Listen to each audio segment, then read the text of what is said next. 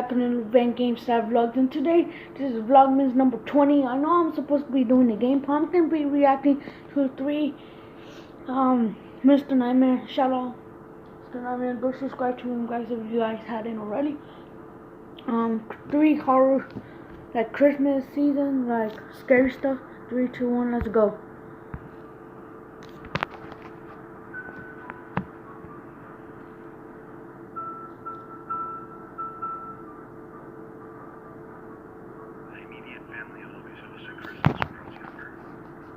We lived on the upper level of a 2-family house. My parents owned the house and rented the bottom floor out to multiple tenants. Sorry for the noise. Christmas time of 2012, a new tenant had just moved in downstairs. He was a quiet-seeming 30-something-year-old male, and quiet was the kind of tenant my parents were looking for.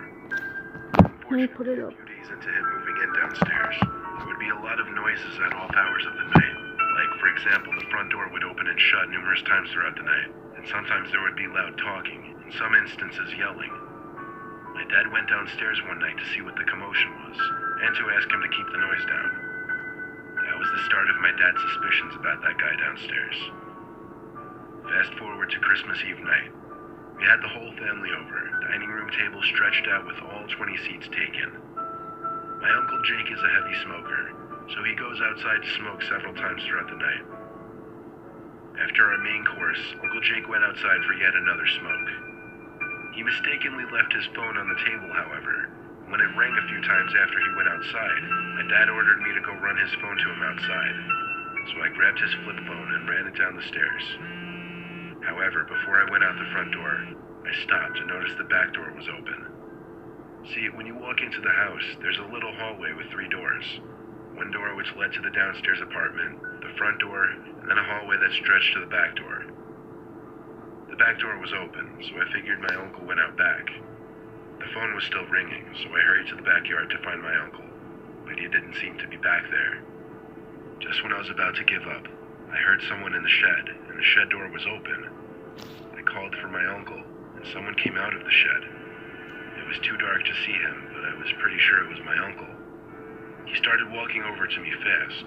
At first I assumed because he wanted to answer his phone in time, but when he got close enough to the lights from inside of the house, I could see his face. It wasn't my uncle, but rather the tenant from downstairs.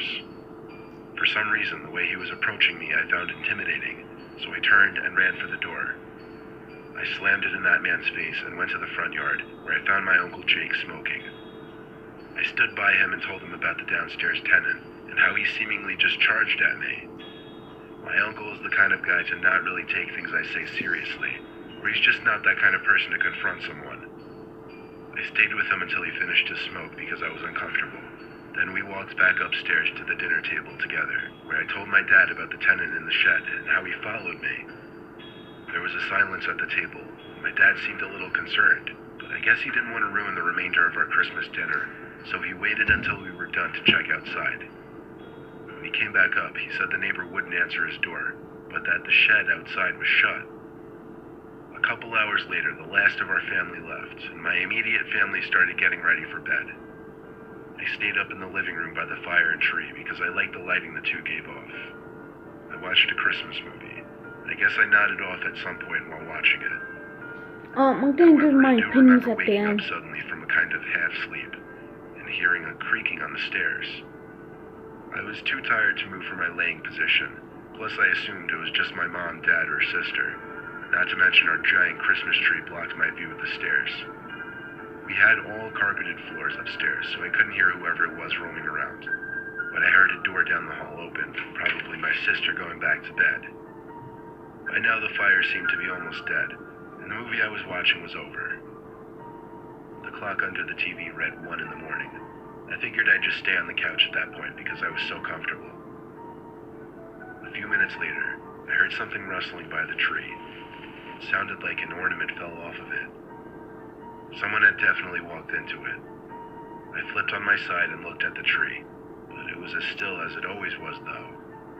I flipped back on my other side, eyes still open, and saw a man standing over me, bending slightly. Of course, initially my first reaction was to scream.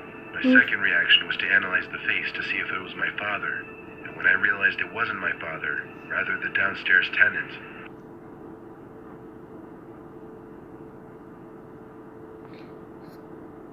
I screamed even louder.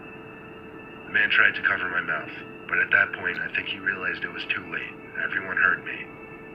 He ran for the stairs just as my dad stormed out of his room. My dad chased after him, but he was already driving down the street. I think when he was standing over me, he was making sure I was asleep before robbing the place or something. Fortunately for us, my parents had copies of his ID and other important information, which my parents used to find him and sue him for breaking and entering. And we won the case in a landslide. Don't let that take away from the fact that it was still an insanely scary thing to go through. What the? That guy I think is a pedophile. Oh god, let's get to the next story. It was Christmas Eve of 2015. I had recently gotten a new job as a psychiatric nurse, but I had to start with the overnight shifts, and that included Christmas Eve night, which was a Thursday. Well, technically it was a Friday by the time I arrived at work. But anyway, most of my shifts are slow and boring, with a lot of sitting around a computer for most of the night, since most of the patients are asleep during the hours that I was there. Occasionally I'd have to check on patients and observe their behavior, or deal with patients who would become restless in the middle of the night. Dealing with so many people with mental disabilities at once was a lot to take in at Guys, first, I'm kind of like but the moving Christmas a lot because decorations like my scattered phone's throughout the building broken. brought a little extra cheer to So the place. At night, the main lights in the hallways go out and a dim set of lights turn on. These dim lights mixed with the Christmas lights that had been hung up all over the place created a more relaxed, comfortable setting. There was one particular patient who had been creeping me out. Her name was Abatha. She was an old, sickly lady with severe schizophrenia. She oftentimes would mumble to herself incomprehensible things, and sometimes she'd say things out loud that I'd assume were directed at me, but she'd just be talking to herself. It was about 3 in the morning when I went to go check on Abatha, who had been awake the whole night. I came in and asked if she needed anything, and she just looked at me with a horrific smile and laughed. It gave me chills because I felt like I was witnessing something from a scary movie. She looked away from me and started muttering something. I didn't understand most of it, but the words that did pop out to me were, "Check the bathroom." I asked her to repeat herself, but she didn't acknowledge me. She just turned to her side and rested her head on the pillow. I tried to get her to confirm she wanted hold me up, to check the I can bathroom, put the but she volume up wouldn't because answer now. So I checked the bathroom across from her bed in her room, but as I expected, there was nothing out of the ordinary. I left her room and went back to my desk in the hall. Then I looked at the bathroom door across from my desk.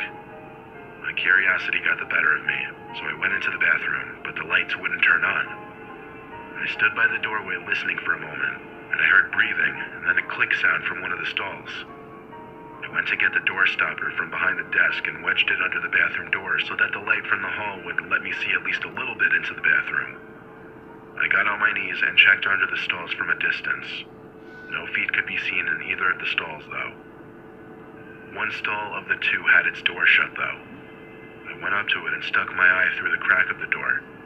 It was really dark, but I felt like I could see something at the back of the stall.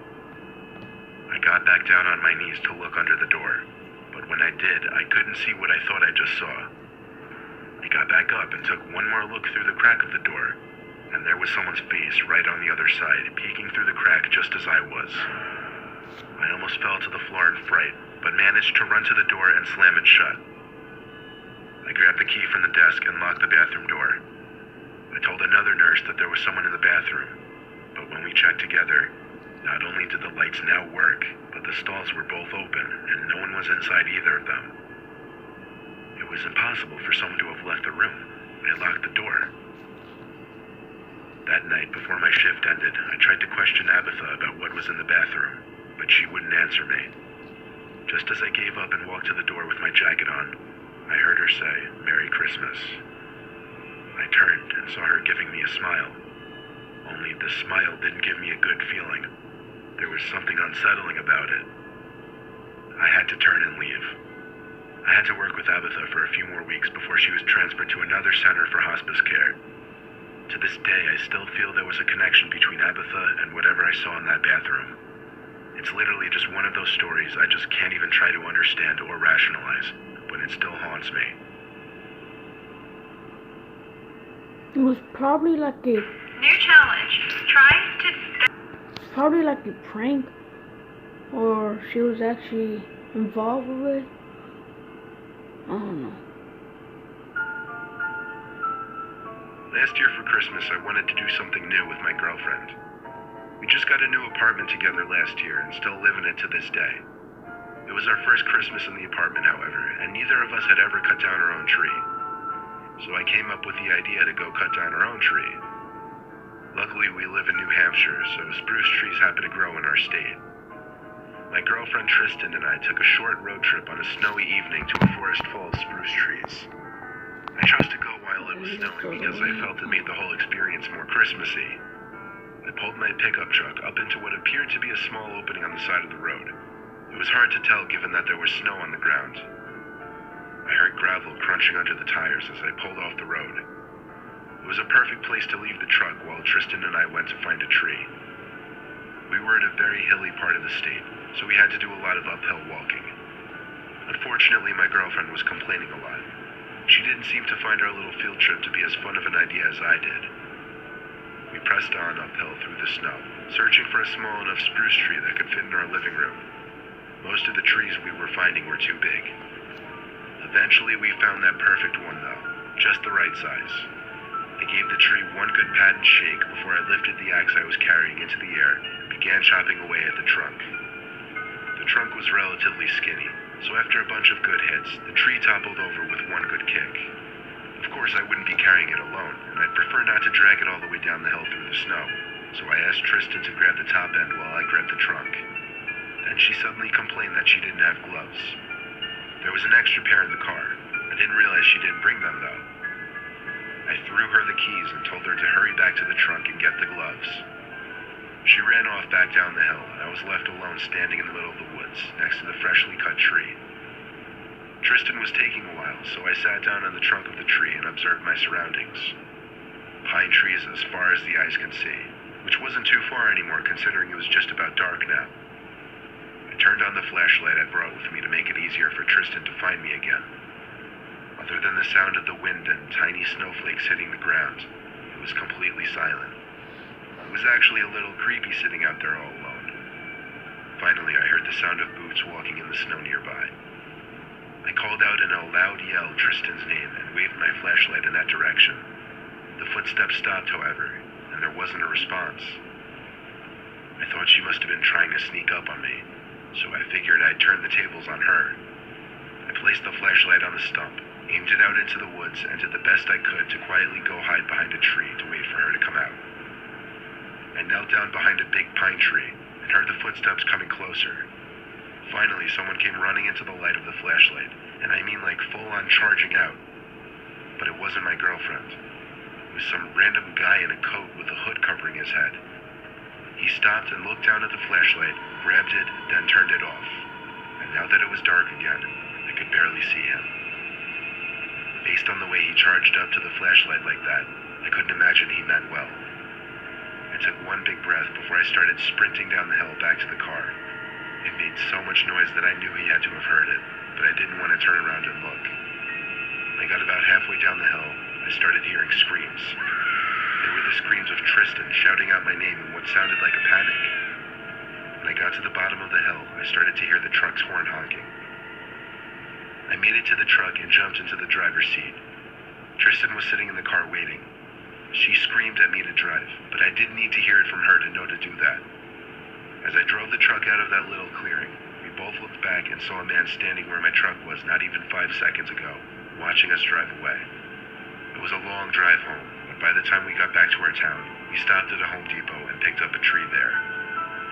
Never again will we attempt to cut down our own tree. Well, all of them are scary. Hope you guys enjoyed this video. Make sure to give it a like.